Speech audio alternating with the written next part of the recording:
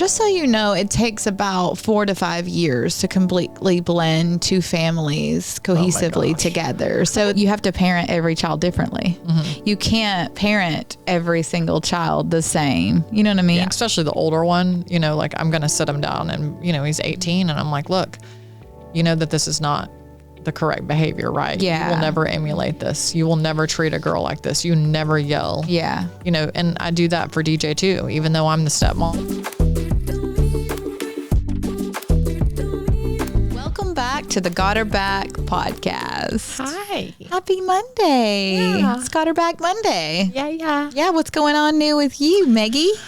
Oh, you know, working on listing in my house. Getting your house ready. Yeah. Yeah, doing, I despise moving. I will be letting Courtney head that up. Yeah, so you'll be fine. Yeah, she's amazing. Yeah, she's and incredible. Then I will be getting movers when That's it's time. exciting. I know. Like, don't you feel like it's like leaving the final little thing behind? Like, that's how I felt whenever I left my house. I was just kind of like, It's a fresh start. yeah, it was just like a little, you know, fresh start, and it felt really good. Yeah, I think it's like finally closing the chapter. It's like it never feels good going into your home and feeling like you're still like you're captive. still kind of in there. Yeah. And like memories and just, I don't know. Yes. Y'all moved into that house together, and Yeah. a lot of things have happened in that house, and this house is perfect for you, and I can't wait I'll sage it for the new to people. party. I'm trying to think of what kind of big party can we have first? I was just trying to be like you and get behind the gate, girl.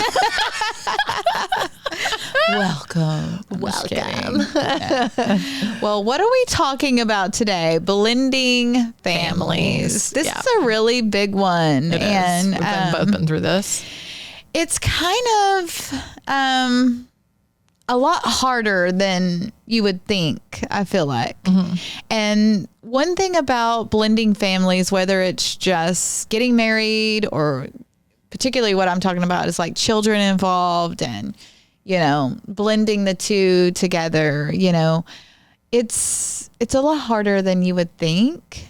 Yeah. You know, I think a lot of people have this unrealistic expectation of like, oh, it's going to be perfect and we're just going to be one big happy family. Yeah. And it's not really the case. In fact, one time in one of my therapy sessions, the counselor was like, well, just so you know, it takes about 4 to 5 years to completely blend two families cohesively together. So the Depends on the kids' ages.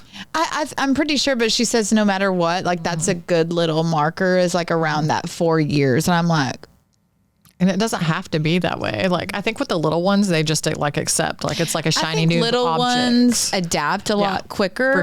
For sure. But I mean, even looking back on my marriage, my past marriage, and you know, he didn't have a child, only I had a child, and that was still very hard. Did he not have a child, or did he have a child and you just didn't know? I mean, I don't know. I think he had a child. Only the Lord knows. And you just didn't know. That's a whole nother subject, Megan. Oh, you know. But I don't know, like, even though it was just my child, that was extremely hard. You know, I never felt like their relationship jived at all. I never felt like my child was accepted. He always kind of felt like the odd man out, especially when we had children. It just never blended. And that was a many, I mean, since Brylan was like 5 years old and into like him graduating high school. And I mean, that's a long stretch, and it never happened, you know? Yeah, because I think you were dealing with a narcissist. You know what I mean? Like he had zero empathy. He had zero empathy for Brylan. He had zero empathy for you as a mother. Like that was your child, and he didn't accept him, and he didn't forge a relationship. You know, I had the opposite of that because DJ came into my life, same age, 6. And I, because I had been raised by my stepdad my whole life. And, you know, after mom died and me and Stephanie were like 11 and 15, raised by a single dad, like that's tough work. And so I just knew like what an impact a step parent can make. Like you don't have to be blood in order to be a parent. Mine was a little bit of the opposite coming into my relationship now, like entering into more of a step parent role. The only thing that I had to look, I had different examples. I mean, my parents have been married multiple times.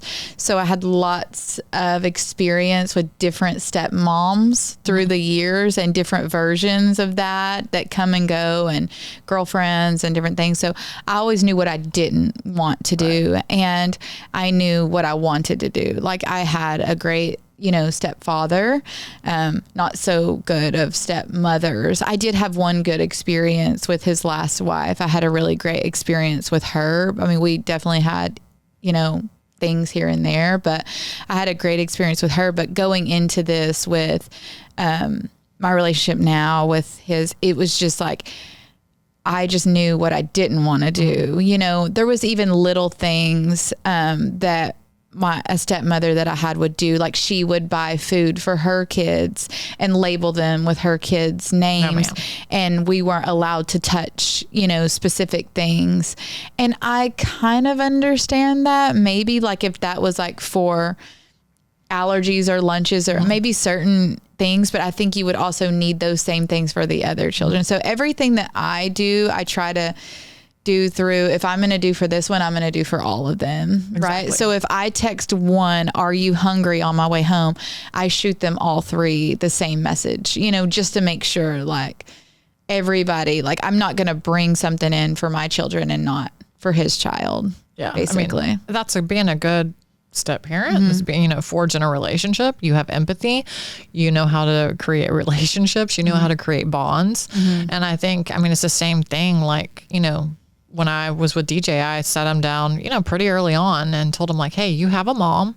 I'm never going to take the place of your mom. I don't want to take the place of your mom, but I can be a great, person for you to come to. I can be a great outlet for you. And I love my relationship with DJ, even though, him and me and his dad are not together anymore. We still talk. We still talk on the phone. He calls me on holidays and birthdays, and he came for Taryn's. So nothing has changed. Honestly, I think our relationships got even a little bit better since the divorce. He makes effort, I make effort. And so it's just nice. It's interesting that you say that because I've heard Gabriel on several occasions tell Kason and Maddie that like, I'm not trying to fill that role for you. I'll never replace your dad. Like you have a dad, I'm just here for you if you need anything, so just let me know what you need. So I have heard that like many times. And I think that's a good thing to say to the children is like, I'm not trying to step on their toes. I'm not trying to be that person, but I'll be a person for you if you need anything. And when they come to you, like I always knew like DJ and I had a bond, like, I would take him, clothes shopping or try to do our part when he would come to see us. And, like you say, just like on the food, same thing. Like when I saved for my kids' college, I saved for DJ's college, when I did for my kids, I did for DJ. DJ is one of my kids, just like my own two kids are. I have 3 kids, and DJ is included in that and will always be included in that no matter if I'm married to his dad or not, like nothing's going to change that. And it was nice to hear after the divorce, like that he clearly still wants me in his life and that 20-year bond is not going to be broken. And so that was great. And but I've seen the other side of it, when my dad married crazy Gloria in my senior year and she had a daughter and we tried to blend when we were teenagers, kind of like what you're facing now. It's different when they're that age, like her daughter was crazy. She would get in fights at school. She was stealing clothes out of my closet. She pulled a bat and tried more issues. She tried to hit my sister and she tried to hit dad in the face, and Stephanie got in between. It was a wreck. It was just a mess, and they only lasted a year and a half before they got a divorce. They ended up getting back together later, but it was a wreck. And I know a lot of that was because us kids didn't get along. Yeah. But he also knew her 6 weeks before he freaking married her. 6 weeks? 6 weeks. That sounds like Dino. That sounds like Dino. Yep. So one thing that you can do is just prioritize like your relationship, like the actual relationship, like the two adults.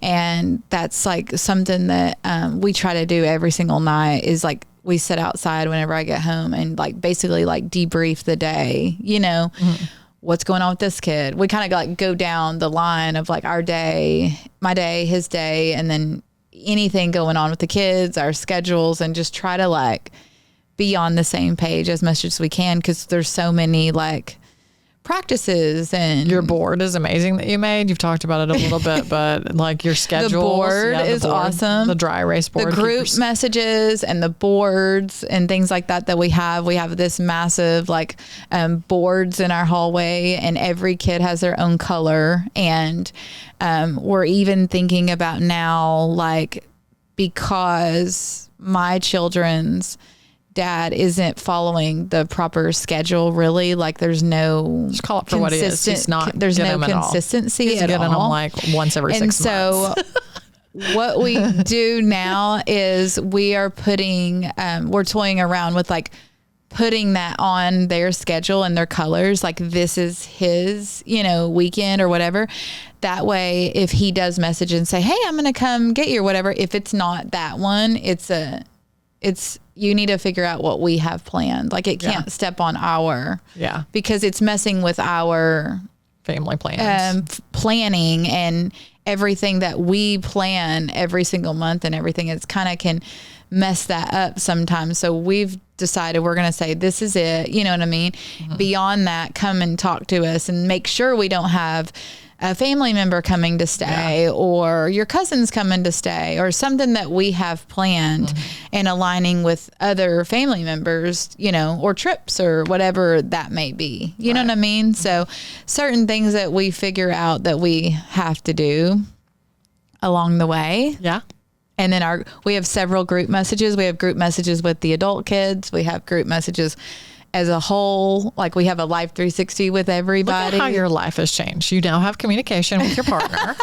You have someone that actually like backs you up. And like, if you're stuck at work, Gabe goes and takes Maddie to cheer or picks her up or goes and takes Case into the park or does, takes O to dance. Isn't it crazy? Yeah. I mean, y'all are like all over the board, but it's just nice that you have a partner that's willing to do that. Extremely nice. Pick up the slack. He's an awesome provider and a good listener, and he just like, we just tag, it's just about that's what we do every single night. It's like, well, what does your day look like tomorrow? That's basically like a question every single night, and then talking about it like, oh, we're recording, or we had this or we had that, so that's like super important, communicating and trying to keep everybody in line, and like which one's messing up right now and which one's stepping up right now, and can we motivate them better, like all of the above is really important. But also, I think one thing that we have kind of learned, and we've talked about it all along the way, but we're trying to acknowledge, is like, we all have our own bonds before this, and we all have our own like things and not traditions, but like our little things that we have with each other. And I think that you should still like honor those and still do those, you know what I mean? Yeah. So if, me and Maddie usually have like an ice cream day every week or whatever, like I still try to do that with her, or, whatever it may be. We still nails done or whatever. We still try to like hang on to those little things and have alone time with each kid. Like, I'll tell him like, you got to think about Olivia and Gabriel. Like, they were together. Just them two for a long time. Everywhere they went for years. And then we bombard you, you have to acknowledge that and try to carve out time with just you two without us. It's not going to hurt our feelings or anything, just to make sure that she's not feeling some type of way, even though she's never voiced that. Sometimes kids don't even know what they're feeling, you know what I mean? Or like, they just, act out in different ways. Yeah. I mean, it's typical, when dad married mom, like he had 3 kids, 3 older children. Mom was like 20 years younger. So she was almost the age of his daughter. And, I was so young, like 2. And then, when the youngest of his 3 went to college, because the boys came to live with us, that was like, I remember it being a sad thing. So like it keeps tugging on my heartstrings because Taryn's going to go to college, in a month. And we're at like the 30-day mark. And I was Spencer's age when Shay went to college, and I remember crying and being so upset about it. And they've gotten really cute lately. Like the other day me and Spencer were leaving Taryn's room, and I was taking her to a party, and she's like, "Bye, Taryn. I love you." And I was just like, "You are the sweetest." And so he just laughs and loves when she tells him, and he tells her he loves her back. But it's so cute because they were like knocking heads.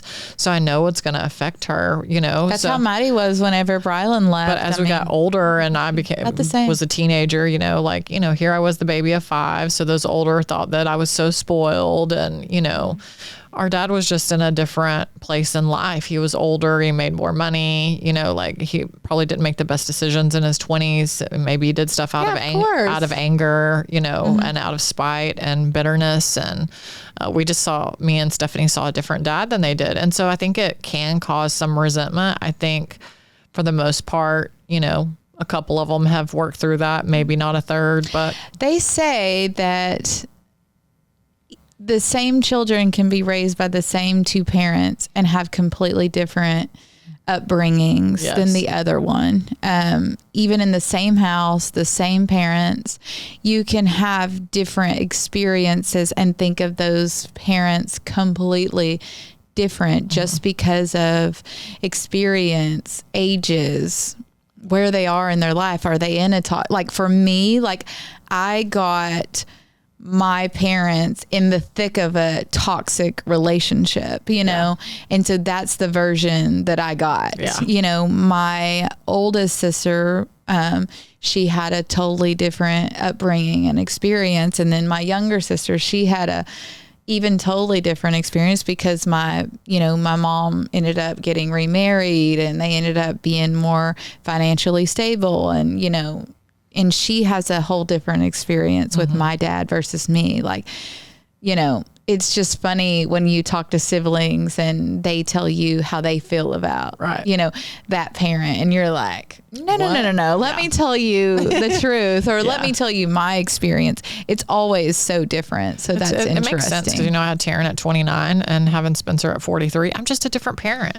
29, I was still like a partier girl. I was married, I mean, I had Brylan at 18. Yeah. I was still very much a selfish teenager. I remember him only being a couple months old, me being like, here you go, keep him all weekend. I would never ever do that to Kason and Maddie as they were younger and growing up. That would never be a thought in my mind. And I'm still like love every second that I get with them. You know what I mean? So I'm loving that, like just seeing that, now with Gabe and Brylan having a relationship, and Gabe does, makes the effort with Brylan. It was cute. I don't even know if I told you, just because sometimes Gabe texts, we have our group text, but every now and again, like I texted him yesterday, like, hey, if I get this house, can you help me with the he was lift telling me last night. Like, I'm stressed about it. And he's like, he was like, I got perfect company I'll hook you up with. They'll do it all for you. But then he texts me like on the side, I think you're at work or something, and was like, hey, can Brylan go with us to your birthday dinner? I'm like, of course, but I just thought it was cute that he wanted to include him. They have a cute relationship, and I'm really thankful for that because he never received that. This is something funny. It's totally off topic, but I just want to tell you this because, we went to Catch for my birthday, and you said I didn't even know what Catch was, and you made those plans. And today I got one of my renewals in the book that I just took over. I insure Catch. Do you really? Yeah, the renewals just came up. So I was Can you go in there and tell them to quieten it down a little bit? Yeah. I'm going to be like, I need to be on that VIP list now. I'm your insurance agent. Yes. Girl. That reservation was hard to get. Yeah. That is really funny. That is really awesome. Funny. Oh my gosh. Let's see. What else do we got? Yeah, keeping the traditions, but also like building new traditions is really important too. So trying to find new things that you do each year, like for Christmas or whatever. Like the past 2 years, we all get matching pajamas or whatever. So, and family pictures, and just turning like some of these new things, and you know what I mean? Right. Memorial Day or 4th of July at your house. I feel like that's a tradition, you know? It's been our tradition. What are we going to do at the new house? We won't be able to, maybe we can see them at Grapevine Lake from the new house. Hey, you never know. I don't know. We'll have to figure it out. We're partying at that house. Yeah, we're partying. We'll make our own fireworks. We'll do our own fireworks. In the pond. Yeah, but blending families is not easy. No, it's not an easy treat. And it can or can't be. But it's not going to be perfect. Like we idolize, you know, we like fantasize, well, right? I will tell you that with me and Sheris, with DJ, in 20 years, we got into maybe 2 disagreements in 20 years. And I can tell you what they were over. And we literally, like, I'm clearly the more high strung one, go figure. She's the more calm one. But her and I, like, we talk all the time. We're business partners on a cabin. We, you know, I got her something new, something blue, something borrowed, you know, on her wedding day the last time. And she's more like family to me. I remember the first time that y'all came in together to get your brows done in the beginning of our relationship when I met you, and y'all came in together and y'all were going to go to like a Beyonce concert. Or I don't remember what the concert was, but halfway through I was like, so how long y'all been friends? How did y'all meet? And you're like, oh, this is my husband's baby mama. And I'm like, what? Yeah. That I was like, wait, what? I was like watching my words, like, what is this? Like, and you were like, yeah, she's staying the night at our house tonight. And I was like, this is wild. I had never seen anything like that, but I love y'all's relationship. And that's what I was going to ask you too. Like, how, like, did y'all ever struggle with that portion of it? No, I came in the picture like 5 years after her and Darian had kind of broke up, and she was in a relationship and already had a child with like her first husband. And so like, I remember very early on, maybe I had been dating Darian, I don't know, maybe a month, maybe some weeks at that point, and she'd kind of gotten to like a rift with her first husband, and she called Darian and needed some help. And I was at Darian's apartment in Oklahoma City, and he was like, hey, I got to go to Tulsa and check on my son. Do you want to go with me? And I'm like, sure. So I just jumped in the car and went with him. And when we went over there, you know, she came to the house and it was an altercation, right? And she's got this little girl, and I remember just standing next to her, and I didn't know her, and I just said, hey, like, I don't know what's going on, but you're beautiful and you deserve better than this. And, you know, like, I don't know if that impacted her. I think probably, you know, it did, but I just remember like, here it was, like, you know, all I knew was that she had a child, you know, with the guy that I was dating, had no inkling that I was going to be with this person over a 20-year span, you know. But I just think from that day forward, we were always, you know, like, I think it probably was shocking for her looking back that Darian moved to Texas. He kind of moved and he moved and didn't tell anybody. He didn't tell. His brother knew. He didn't tell his mother. He hid it. He hid it from her. And so I know that was difficult for her, but that was something that they had to work out because he asked to move to Texas. You know, it's not like I asked him to move to Texas. He woke up one day and said he didn't want to go home. So, you know, like, I know that was hard for her looking back. And I probably, because me and her weren't as close then, you know, it wasn't until years later when, you know, I was the one that was the planner and made sure that we went home for all the baseball games and went home for the football games and the birthdays and the Christmases, and that we traveled together and that we spent holidays together. And that was great for a lot of years. I mean, a lot of years, and it worked well. And we got DJ all the way through high school, you know, at least. And I think, to going kind of back to like forging that bond, you know, if you've got a bond, you know, when DJ came to me and he was struggling with social anxiety, it ended up being social anxiety in college. And he came and lived with us for about 1.5 years, which was really cool because we'd never, you know, got to have him in our home. And I remember it was Father's Day of that year, and he knew that I struggled with anxiety, and he came to me and was just like, Megan, I need to talk to you. And Sheris kept saying like, something's wrong. I don't know what's wrong with him. He won't tell me. And for him to open to me, I think that's almost like the cool part of being the step parent is like, I feel like they'll come to us with specific things that they're not sure how to come to the other person with, which is like the goal. And I feel like you're like a little insider voice for the other person, and you're almost like the bridge between them, that like, to bridge the gap. Gabriel and I have like an agreement, like, if it's something that I feel like she's in danger or something like that, I need to come to him like within that 24 hours and like tell him, vice versa. Mm-hmm. But if it's something that she's talking to me about that's personal and girly and he doesn't know, you know, because she's confiding in me because I'm a woman or whatever, I'm not going to tell him because unless I feel like he needs to know something will, you know what I mean? Like I'm not going to tell him, you know, if it's something she tells me, because she's going to tell me things that she maybe not tell him at this point, you know? And so sometimes I want to tell him because it's cute and it's funny and all that, but I also want her to understand and know that I'm not like going to blab every single detail to him, which is hard because he's like, you know, he's like my best friend. Mm-hmm. So we talk about everything. So I have to catch myself, be like, ooh, never mind. And then he'll be like, what? You know, and I'm like, never mind. Yeah. Like this is a girly thing, not really a dad thing right now. Right. And if it was, I would tell you. And he knows that enough now to know that I will tell him if that's the thing. But also I think I can be like a sounding board sometimes for her. Like, hey, this is the way that she's feeling. And, you know, kind of talk to him before she talks to him. You know what I mean? Yeah. So, and I think she's learning that too. So she uses that sometimes, but also she can vent to me too about specific things that she's dealing with or whatever. Cause we're like girls, right? And she's like, she'll be 17 this year. So I'm like, it's crazy. I know. Sharis and I have had so many talks over the years, and really too, like in the separation, she was such a voice of reason for me, you know, and, she's like you, she'll text me just, you know, off the cuff and be like, hey, you know, like, you know, like I see you're growing. I'm proud of you. You know, I love you. And, you know, that means a lot. Like, cause I just know that like our friendship is true and real. And, what we've worked for 20 years is, you know, that meant something. It's a struggle now because I'm in a co-parenting relationship where I don't even know the other person, and I'm not sure that I ever will. And I've come to peace with that, and I'm okay with that.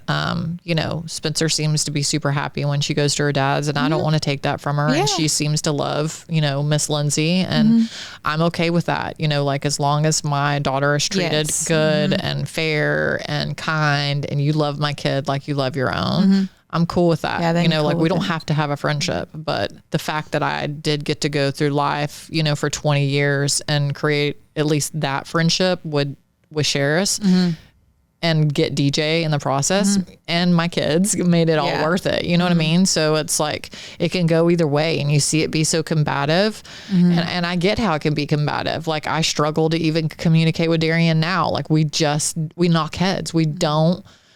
We're still both so emotional. We just can't communicate. Yeah. You know? Yet. Yeah. Hopefully you'll get there. Yeah. One more thing about like blending families is I would say you have to let the other person parent the way that they are used to parenting. Right. You know what I mean? Like you can't just suddenly change that when you move in together and be like, well, this is how I do it, or this is how you should do it, or whatever. I think you have to let the people, let each other parent how you parent, and maybe give them advice on the side or whatever, or a little, you know, nudge or, you know, here and there. But I think you still have to allow that to continue on. You know what I mean? That was a big one in my past relationship, was like him trying to force me to parent a specific way. I'm like, that's not how me and my child roll. Like I know how to parent my child. And the crazy thing about parenting is like you have to parent every child differently. You can't parent every single child the same. You know what I mean? Like I could just raise my voice at Brylan and tell him how disappointed I was and stuff, and he would, you know, because he's more sensitive, where with Kason that's not going to work because he's sensitive. He's not sensitive at all. He's not sensitive at all. You can't hurt his feelings. You can't be, I mean, you can, but it's not near as easy as it is with Brylan. So you have to figure out like, oh, you're going to have to be punished or grounded or something taken away. You know what I mean? Right. Like they're all different. And then Maddie, I mean, she's my spirit animal. Hers is, you got to take away something, you know, take away TikTok or take away something that's going to be effective for her to be like, oh, you know what I mean? Yeah. Or her not get to go to something that she had planned or something. So they're all different, and you got to let each other like do your own thing. Yeah. Don't you think? I do. You got any advice for the got her back world? I would say that if you can, if you're in a step parent role, like make the bond, make the effort, take the time. But don't put that up before your kids. You know what I mean? Like you can't substitute the kids that you already have for the new ones that come along the way. You know what I mean? You have to treat everybody the same. Yeah. That's the thing. You got to treat everybody the same. Doesn't matter if they're your kids, their kids, all kids. Like I try to rope in Haley and Brylan. You know what I mean? I want them to feel, I try to communicate with them every single day, even though they're adults and everything. I'm still want to check on you. I still want to know how you're doing, or when can I see you? I miss you. Can I do something for you, or can I make this meal for you? Or, it just might be something small like that Haley likes that I make, or Brylan likes that we make, or whatever. But something, you're still trying to rope them and loop them into the whole blend as well. Right. Yeah. You've got to treat everybody the same. I think that's what in my divorce. It's just got to be fair. Yeah. Like I'm struggling the most with, because I'm seeing like relationships on the other side. It's not fair, and it's not, but I have zero control about that. And it's not my relationship. You can only focus on yours. Right. And as long as my relationship with my kids. And as your kids get older, having those conversations and explaining, maybe what's right or wrong, or, well, anytime anything negative happens, I'm always, especially the older one, like I'm going to sit him down and, he's 18 and I'm like, look, that this is not the correct behavior, right? Yeah. You will never emulate this. You will never treat a girl like this. You never yell. Yeah. And I do that for DJ too, even though I'm the stepmom, and I'm so proud because DJ has a girlfriend and they live together and they're so cute together. And you can just tell that he's like everything so that Sherris and I have, said to him, he's really taken to heart. You're seeing it come into fruition, which is really cool. And it's so cute to see their relationship. Isn't that interesting? Like I was watching my first nephew get married last weekend, and I was just like, see him as a little kid, and you're like, oh my God, that's so weird. And how she reminds me of my sister, which is like super interesting. They look similar, they act similar. And I'm like, he chose his mom to a T, but in the best possible way. I mean, we couldn't have asked for a better girl to be in our family. Like she already comes on our tradition, like girl stuff, and she blends right on in. She's really young, so Presley and them love her. You know what I mean? So it's kind of cool, like seeing the adults like go into their, relationships, and then you got Brylan looking at me like, don't even think about looking my way. I love DJ's girlfriend. Her name's Callie. Yeah. And she's something special. Yeah. So that's kind of cool to see that everything that y'all have kind of been instilling. And she's good in for him. DJ. You know what I mean? She keeps him social. And it makes you feel good when you know they have a good woman. You know what I mean? Because you're kind of like, my work is done. Yeah. So I'm like wondering when Brylan's going to give me that, where I can be like, here you go. It's all yours, girl. Have fun with that. Yeah. You can be his, emotional support from now on. But, women just make men better. Yeah. Don't you think? For sure. And so for our boys, it's like such a good feeling. You're like, oh, he has someone that has his back. You know what I mean? Like day to day. Yeah. Taking care of him. Not taking care of him, but there for him and befriending him and, there if they need something. So that's what's kind of cool. For sure. Yeah. This is good. Yeah. Blending families. Yeah. Ding. It's definitely a chore, but it's well worth it. That's right. Yeah. We would love for you guys to follow us on our socials at Got Her Back Podcast. Facebook, TikTok, Instagram, and then Inspired by Carrie. Meg's Unfiltered. Bye. Bye.